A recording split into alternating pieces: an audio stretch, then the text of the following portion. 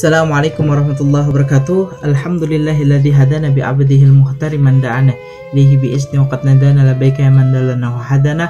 Allahumma shalli ala sayyidina Muhammad wa ala alihi washabihi wasallam. Amma ba'du. Para teman-teman, insyaallah kita semua dimuliakan oleh Allah Subhanahu wa taala. Ketika kita ngomongin Nabi Muhammad, ini adalah nabi yang begitu hebat. Dalam kitab Ad-Diyaulami mengatakan bahwasanya Nabi Muhammad SAW ketika ditanya mata kunta nabiyya, sejak kapan engkau menjadi nabi? Maka Nabi Muhammad menjawab, ada mukana baina turabi wa bainal ma'. Ya, ada mukana baina turabi wa bainal ma'. Kenabianku itu udah ada sejak Nabi Adam alaihissalam, di antara turab, tanah, dan juga air. Jadi ketika Nabi Adam di antara tanah air, itu udah ada kenabian daripada Nabi Muhammad SAW. Oleh karena itu, ini nabi yang begitu mulia. Sayyidah Aisyah radhiyallahu anha ketika ditanya tentang ketika beliau menceritakan tentang perawakan Nabi Muhammad SAW, maka beliau mengatakan karena hulukul Quran, akhlak Nabi itu seluruhnya seperti Al-Quran.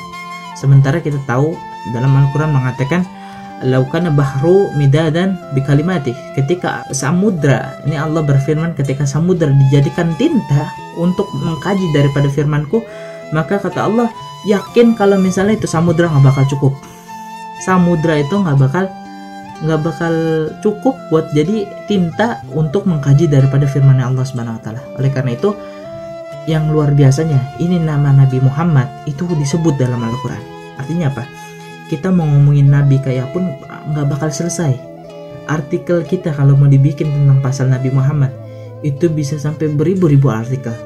Jadi dari zaman Nabi Musa, ya, sebelum zaman Nabi Musa itu banyak kitab-kitab suci yang menjelaskan tentang Nabi akhir zaman. Sampai setelah Nabi Muhammad meninggal sekalipun, itu banyak orang yang menulis tentang Nabi, dan sampai nanti hari kiamat itu banyak orang yang menulis tentang Nabi Muhammad SAW. Kenapa? Namanya disebut dalam Al-Quran. Dan gak hanya namanya doang, akhlaknya pun disebut dalam Al-Quran. Jadi kalau mau ngomongin tentang Nabi, pisah sendiri gak bakal, itu andai kata samudra dijadikan tinta untuk mengkaji daripada nama Nabi Muhammad, mengkaji daripada sosok Nabi Muhammad, gak bakal selesai. Ini baru orangnya aja. Akhlaknya kalau kita mau omongin juga gak bakal selesai, karena akhlaknya disebut dalam Al-Quran. Dan yang paling hebatnya, sampai anggota fisik Rasulullah SAW disebut dalam Al-Quran. Ya, jangan heran, kita gak bakal selesai ngomongin akhlak Nabi, anggota fisik Nabi, bahkan Nabi sendiri secara umum kita omongin gak bakal selesai. Alam nasrah laka sadrak, dada Nabi disebut.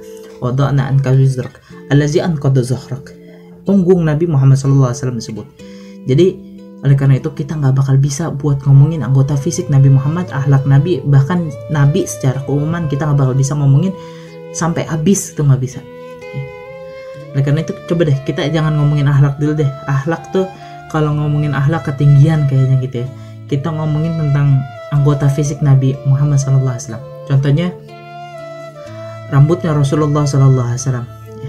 Rambut Nabi Muhammad itu ketika perjanjian Hudaybiyah,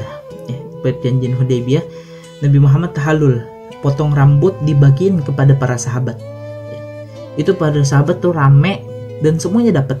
1 helai, 2 helai, 3 helai, nggak lebih daripada 3 helai, semuanya kedapatan.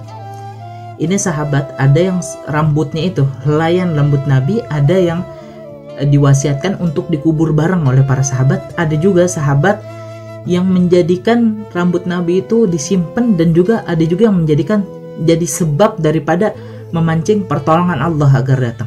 Ya. Ini seperti Sayyidina Khalid bin Walid. Sayyidina Khalid bin Walid itu adalah panglima yang begitu tangguh, dan tahu ternyata rahasianya Sayyidina Khalid bin Walid itu di setiap peperangan beliau Sayyidina Khalid bin Walid menyimpan sehelai, 2 helai, 3 helai daripada rambut Nabi, ditaruh di kepalanya, dililit imamah, agar apa? Mancing pertolongan daripada Allah Subhanahu wa taala.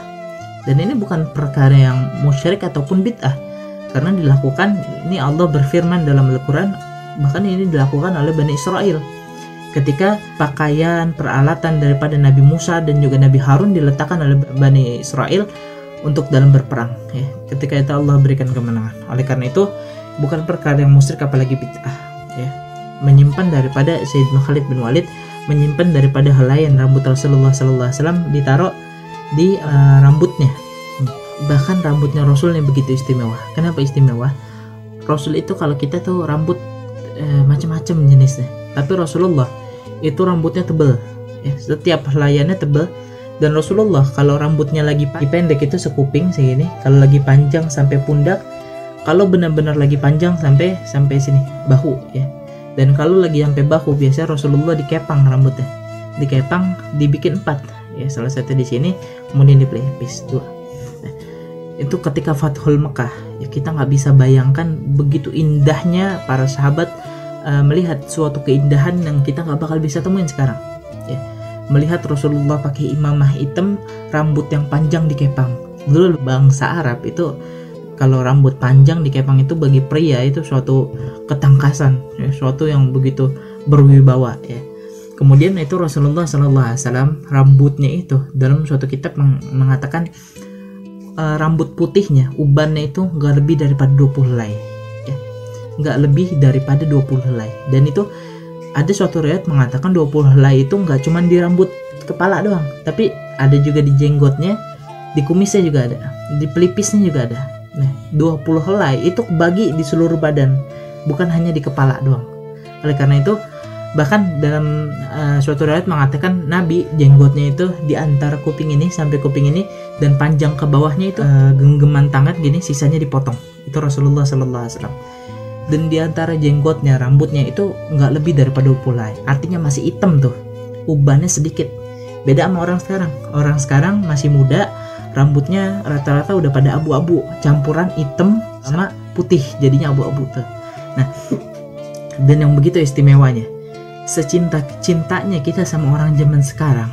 Misalnya kita cinta sama istri kita, kekasih kita, anak kita mungkin, ataupun orang-orang yang kita cintai lainnya, kita nggak bakal sedetail seperti kita kepada Nabi Muhammad SAW, sahabat kepada Nabi Muhammad. Sahabat ngitungin uban Nabi Muhammad tuh, bayangin, sebegitu detailnya memerhatikan orang yang dicintai itu adalah Rasulullah SAW. Tapi kalau kita cinta sama seseorang, ya sampai nggak kita melihat ubannya ada berapa? Nggak mungkin. Jadi apa? Kenapa kok sahabat melakukan sesuatu yang di luar akal kita? Karena apa? Tahu? Kuncinya satu, ketika kita tanyakan ini, maka jawabannya hanya satu, karena sahabat melihat suatu keunikan yang gak ditemui pada makhluk lain. Ini Nabi Muhammad SAW. Dan uniknya, kita ngobrol ini udah ada lebih daripada 4 atau 5 menit udah lebih, dan tahu kita cuma ngomongin perihal rambut Rasulullah SAW. Ini yang begitu hebat. Ketika kita ngomongin tentang rambut orang, rambut artis sekalipun, itu gak bakal laku, ya, gak bakal ada orang yang mau dengerin. Tapi tentang masalah rambutnya Rasulullah, semakin diceritain itu semakin menarik, semakin penasaran orang. Ya, oke, ini jangan rambut deh. Kita ngomongin rambut, pengetahuan saya masih agak sedikit. Ya. Kita ngomongin keringatnya Rasulullah SAW. Ya. Jadi keringatnya Rasulullah SAW ada namanya Anas bin Malik, punya ibu. Itu ibunya itu satu saudara sesusuan oleh Rasulullah SAW sehingga mahram. Sehingga Rasulullah sering kali menginap tuh di rumahnya Anas bin Malik, namanya Ummu Sulaim. Nah, Ummu Sulaim ibunya daripada Anas bin Malik. Nah, ini Ummu Sulaim sama Rasulullah SAW saudara sesusuan, sehingga beliau tuh mahram. Ya, beliau mahram sehingga Rasulullah sering nginep, ya. Tadi saya udah bilang Rasulullah sering nginep.